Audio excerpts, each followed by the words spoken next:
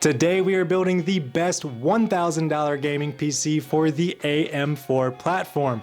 I purchased all of these parts from Amazon and Newegg for a grand total of $993.36. That is a pre-tax number. In fact, all of these build guides moving forward will be pre-tax numbers only. All of the parts are linked in the description in today's video, so if you need to pick some up, they are down there.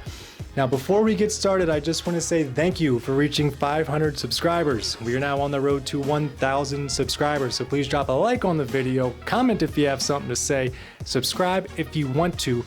Now let's go ahead and bring this PC to life. We did not go with the cheapest motherboard. We went with the Aorus Elite AX B550M from Gigabyte. This board looks really good, but it also has an upgraded VRM heatsink, which is going to help us deliver stable power to our CPU, which we do need because we have a monster CPU. Now, the first thing we have to do is make this board look just a little bit better by getting rid of that orange, because we don't want that sticking out in the build. And now we can install the Ryzen 7 5700X3D. This is by far the best value per dollar CPU on the AM4 platform. There is the 5800X3D, which is the best, but it is way more expensive and it's not that much better. This B550 board does support Gen 4 NVMe, so we are going to be using our trusty dusty Kingston NV2. I've used these a bunch of times. I've never had a problem with them, and I picked this up for $57.99. In fact, last night I just checked, it was only $55, so you might want to check that link and see what they're going for right now. This motherboard does not have an M.2 heatsink built in, so we will be using our own. You've probably seen me use this before.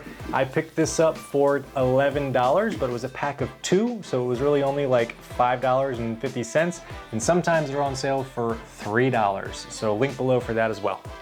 We are not going to be using any old thermal paste for this build. We are using KPX, otherwise known as Kingpin Extreme. This is pretty much the best thermal paste that you can buy. It does keep your CPU anywhere from like 1 to 3 degrees cooler than using standard thermal paste. I use this for any build that's $1,000 or more. Every other PC, I use some Arctic MX4. I just bought another bottle because I ran out. You definitely don't need this much, but I will link some below if you want to grab your own KPX. Down below. I've seen this cooler on the market for a while now, and it was about time that I use it. This is the Frozen A610 Black from ID Cooling. It's a great looking cooler. Now, I decided for the sake of the video to not color in the cooler standoffs like I normally do, just so I can show you what they look like. Obviously, it sticks out like a sore thumb, and that is why I color them in, which I do later. This fan obviously has a wire that needs to plug into the CPU fan header, and I don't want this wire just kind of dangling around, so I wrap it around the heat pipes right there. Let me see if we can get to focus. So you see that?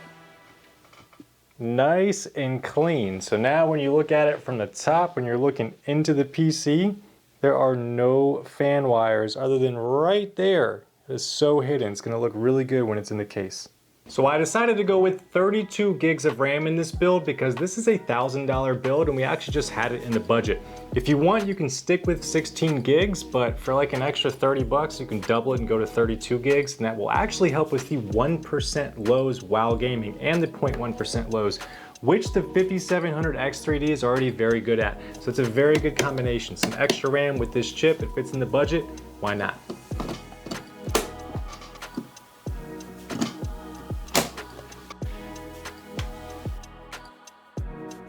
I somehow lost the audio to this clip, but anyways, I was just talking about how much I love this case. This is the Sama Q5 ARGB. It's got 3 pre-installed ARGB fans with its own hub. It's got the glass side panel, power supply basement, and it's only 60 bucks, what's not to love?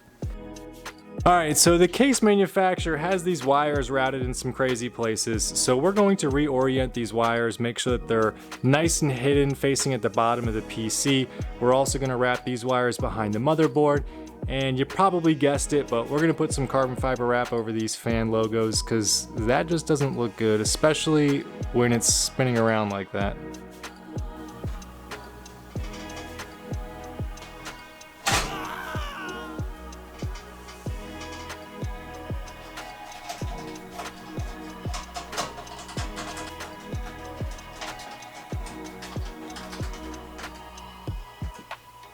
I always heat shrink the USB and HD audio wires and orient them in the direction they're going to be routed because it looks so much cleaner at the bottom of your motherboard. Look how clean this looks. No wires are going to stick out, no colors are going to stick out, and it's all going to fit very nicely underneath your graphics card and be completely hidden away.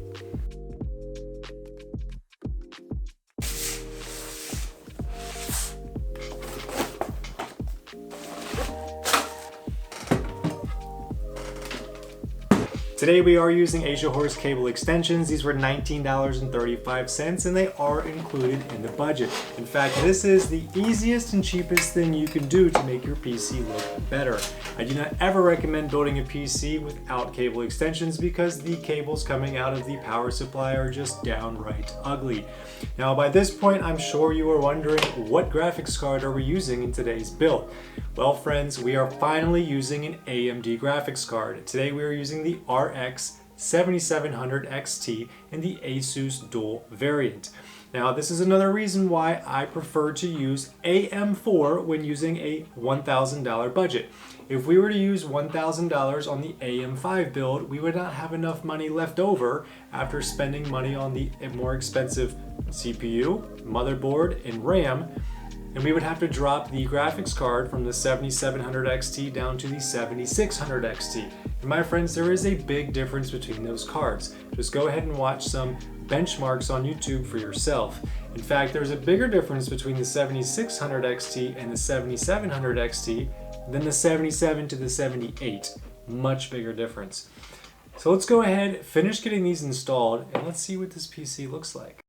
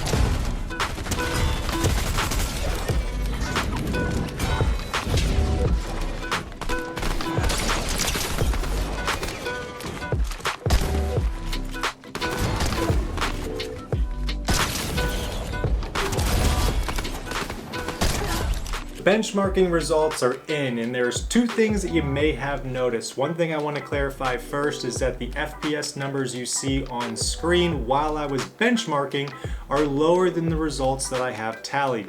And the reason is because I was recording when I was doing that gameplay. You are going to lose FPS as the recording takes system resources. Number two, you may have also noticed that Fortnite scored higher in 1440p rather than 1080p. In fact, I ran this test several times and I kept getting the same result. And the reason is because in 1080p, the computer is moving so fast in certain parts of the map that it cannot keep up with itself, and it will get a very high FPS spike, and then after that spike comes a really low drop. And those low drops are going to lower your FPS average. Now, one thing that you can do to combat this is by setting an FPS limit. That way you don't have those spikes. But the problem is in Fortnite, you can only limit 360 FPS, which clearly we're doing more than that. So I had to leave it as unlimited. While in 1440p, it wasn't spiking as high, which means there were less drops, which is reflected in the benchmarks. A better FPS average and a better FPS 1% low. And this is it, folks. This PC is absolutely beautiful. Let me know what you think in the comments. I will be selling this on my page in Jawa. I do have my personal website, but I'm having some issues with that. They should be resolved soon. But for now, the link is below for Jawa. Not just this PC, but every other PC that I sell, and some parts. I also have some parts I get rid of from time to time. And before you go, please drop a like on the video, subscribe if you want to, comment if you have something to say, and above all, make sure you put God first in everything you do, because that is the most important thing in your life, is building a relationship with the Lord. And I will see you guys in the next video. Peace.